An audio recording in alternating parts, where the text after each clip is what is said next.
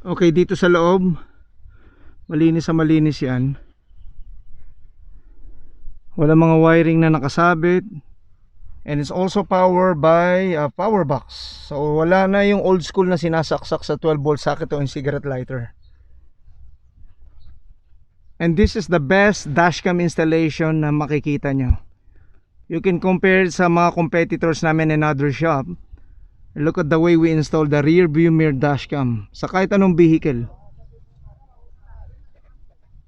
Itong top model namin naka 100% na mirror siya, 12 inches monitor, 2K resolution plus 1080p resolution na switchable.